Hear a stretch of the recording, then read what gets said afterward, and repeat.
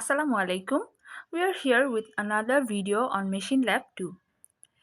In our this experiment, we will be watching no-load characteristics of separately excited DC shunt generator. The reason we are calling this a separately excited DC shunt generator is because we will be separately exciting the shunt field or the field winding from an external DC source. So first of all, let's understand the circuit diagram. Here we have our armature and we have our field winding. As you can see, we have an external DC source to supply current to this this shunt field, and we have a voltmeter across the armature to measure the induced EMF. Before going to the connection diagram, let's see a graph. Here we have a graph on IF versus EA, that is the IF is the field current and the EA is the induced EMF.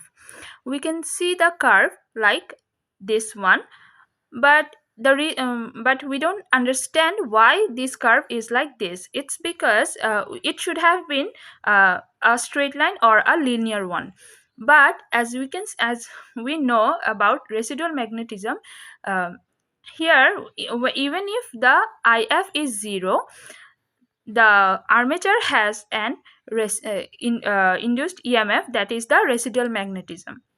Because of that, we see a induced EMF before we supply any current, and that is this portion. Okay, and then we will see an increase in the induced EMF with increase in the field current, and it will be linear for some time. And at this point we will reach a saturation point, and then we will not see any increase in the induced EMF.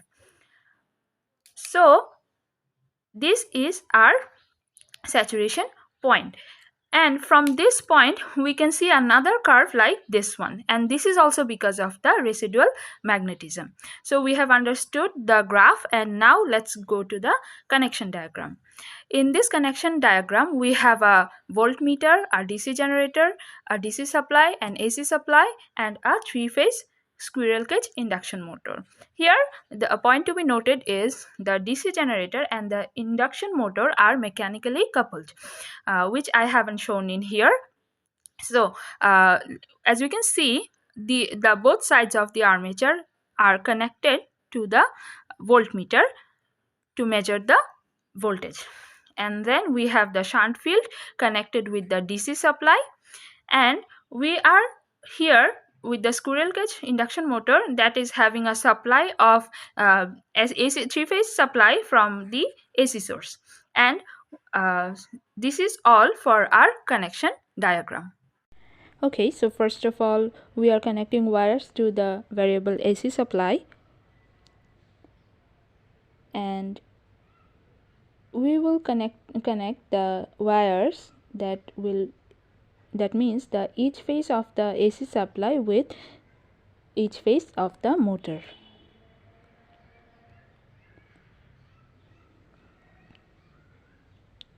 Now we are shorting the negative sides of the motor.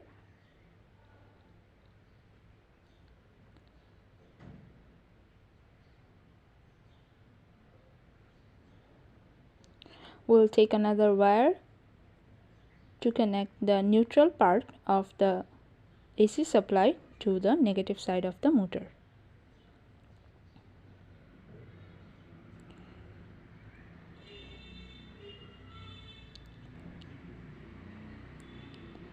And now we will connect the shunt field, that is the field winding, to the external DC supply as we have discussed.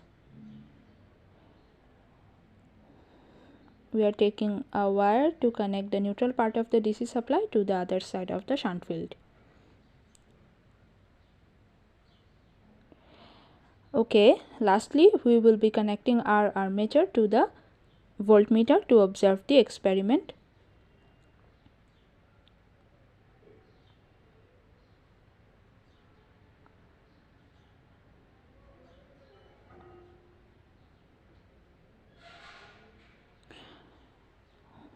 We have finished our wire connection.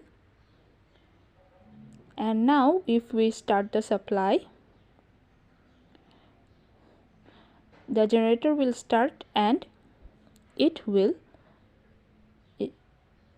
increase its speed gradually, and the induced EMF will also increase gradually. Thank you. Here we haven't taken any data, but you can do it and observe the graph.